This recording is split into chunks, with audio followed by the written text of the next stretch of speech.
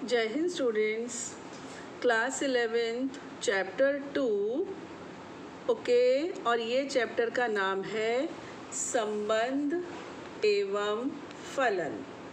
संबंध एवं फलन और इंग्लिश में है रिलेशंस एंड फंक्शंस।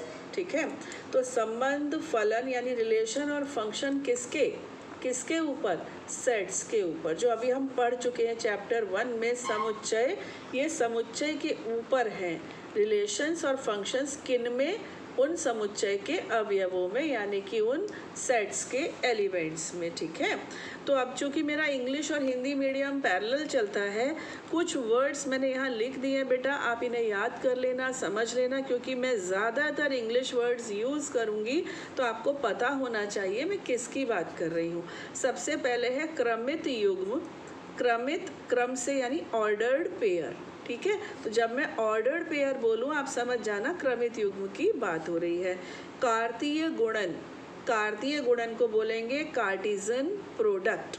ठीक है, अभी तो आप इतना याद रखिए। अभी पहले मैं आपको ये एक्सप्लेन कर दूं कि ऑर्डर्ड पेयर क्या है और ये कार्तीय गुणन क्या भला है। ठीक है, तो इसके लिए हम यहाँ पर आपको ये एक्सप्लेन करते हैं। मान लीजिए कोई एक सेट है A, ठीक है, और इसमें 3 एलिमेंट्स हैं A, B, C। और एक सेट है B, इसमें भी 3 एलिमेंट्स हैं 1, 2, 3।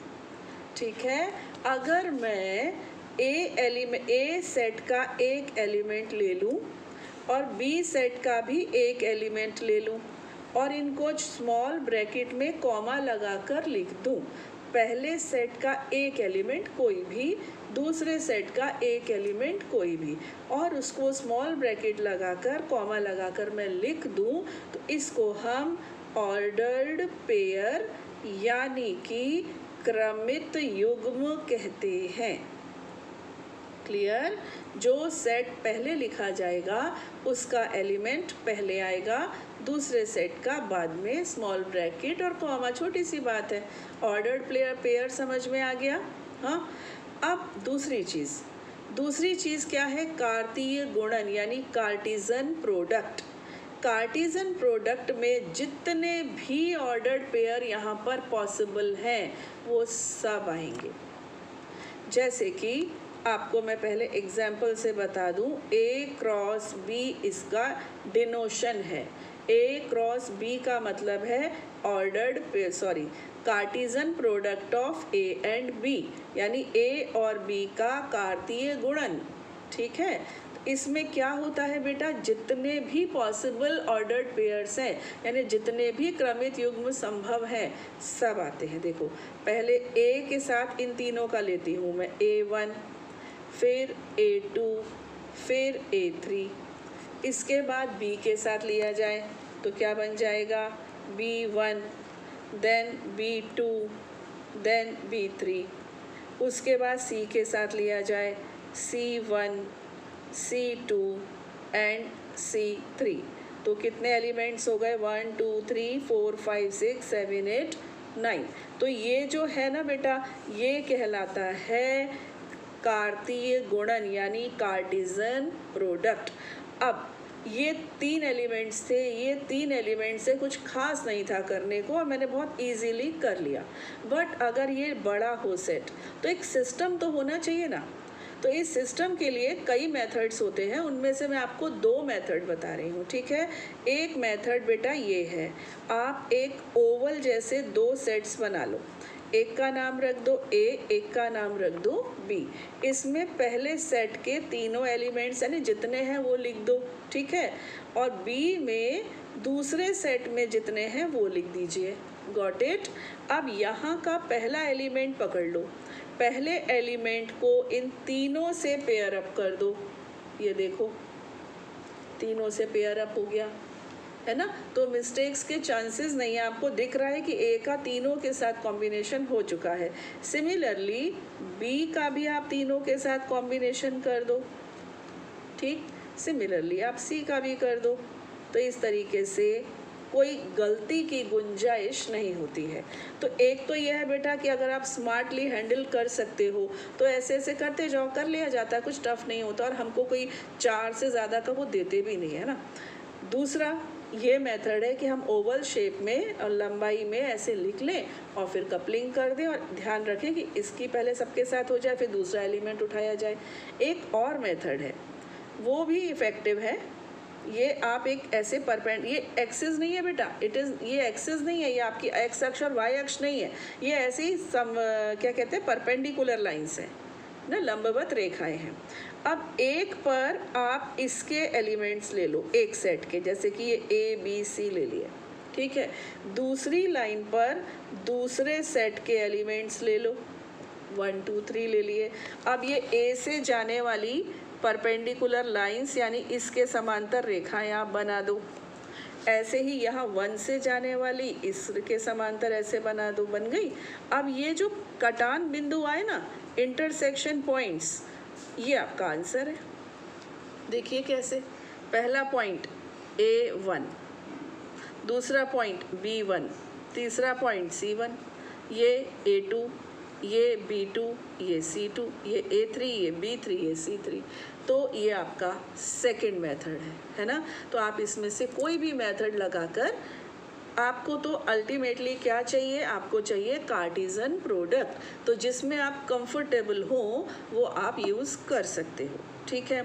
अब अगर इस कार्टेशियन प्रोडक्ट की कोई आपसे डेफिनेशन यानी कि परिभाषा पूछ ले, तो परिभाषा हमें तो पता चल गई है कि एक ए सेट ए है, एक सेट बी है, ए के एलिमेंट्स को फर्स्ट और बी के एलिमेंट्स को सेकंड बनाकर अगर हम ऑर्डर्ड पेयर्स बनाएं और कोई भी ऑर्डर्ड पेयर छूटे नहीं और वो सब एक सेट में आ जाए तो ए क्रॉस बी कहलाता। तो ये डेफिनेशन तो नहीं हुई ना, ये तो हमारे एक्सप्रेस करने का, एक्सप्लेन करने का एक तरीका हुआ। तो डेफिनेशन होती है जो प्रॉपर वर्ड्स में लिखी जाती है। तो डेफिनेशन है P cross Q is equal to an element P comma Q such that P belongs to P and Q belongs to Q। याद कर लीजिए इसको, वैसे तो याद ही होगी, देखते ही समझ में आती है कि P क्रॉस Q में सारे ordered pairs of the type P comma Q आएंगे, जिसमें P जो है वो फर्स्ट सेट का एलिमेंट होगा और Q जो है वो सेकंड सेट का एलिमेंट होगा। तो क्या Q क्रॉस P नहीं बन सकता है? बन सकता है ना, क्यों नहीं बन सकता है। अभी आप QP ले लो, है ना, इसमें आप लिखेंगे Q belongs to Q and P belongs to P, यानी कि ये सारे एलिमेंट्स चेंज होके कैसे हो जाएंगे, ये हो जाएगा 1A, ये हो जाएगा 2A, 3A, 1B, उल्टे हो जाएंगे। तो सब कुछ पॉसिबल है। इतना क्लियर हुआ, क्योंकि ये बेसिक्स है, बेसिक्स आपको क्लियर होने ज़रूरी है। चैप्टर 1 जो समुच्चय यानी सेट्स के ऊपर आधारित था, ये उसके आगे का स्टेप है, ठीक है। एक बार रिवाइज कर दूं, सबसे पहले ऑर्डर्ड पेयर, उसके बाद Cartesian product. Ordered pair 2 sets अगर हो, पहले सेट का एलिमेंट को फर्स्ट एलिमेंट बना दो, दूसरे सेट के एलिमेंट को सेकेंड एलिमेंट बनाकर लिखा जाता है, उसे हम ऑर्डर्ड पेयर कहते हैं। और जितने भी ऑर्डर्ड पेयर्स पॉसिबल है वो सब अगर एक समुच्चय के अंदर लिख दिए जाएं, एक सेट के अंदर लिख दिए जाएं, तो वो कार्टेशियन प्रोडक्ट कहलाता है। क्लियर। और कार्टेशियन प्रोडक्ट फाइंड आउट करने के ये 2 अनदर मेथड्स हैं, और ये उनको लिखने का, रिप्रेजेंट करने का एक तरीका है, ठीक है। अब यहाँ पर बेटा मैंने ये रूल्स लिख रखे हैं, ठीक है। आप चाहें तो इनके स्क्रीनशॉट लेकर अपनी फेयर कॉपी में लिख लें, तो आप भी कभी नहीं भूलेंगे। और वैसे बुक में ये सब दिया हुआ है, और अब मैं इनको आपको 1 बाय 1 एक्सप्लेन करती हूँ। फर्स्ट पॉइंट है, 2 क्रमित युग्म समान होते हैं यदि और केवल यदि उनके संगत प्रथम घटक समान हो और संगत द्वितीय घटक भी समान हो। 2 ordered pairs are equal if and only if the corresponding first elements are equal and the second elements are also equal. अभी मान लो एक ऑर्डर्ड पेयर है XY, ठीक है, और दूसरा ऑर्डर्ड पेयर है 3 4, और they are saying they are equal, वो बोल रहे हैं कि ये इक्वल है। It implies x is equal to 3 and y is equal to 4। या फिर चलिए ऐसे लेते हैं, यहाँ मैंने लिया 2 और 3, ठीक है, और यहाँ अगर मैं ऐसे ले लूँ 6/3, ठीक है, और 3 को ले लूँ square root 9। So are they equal? Yes, they are equal, है ना।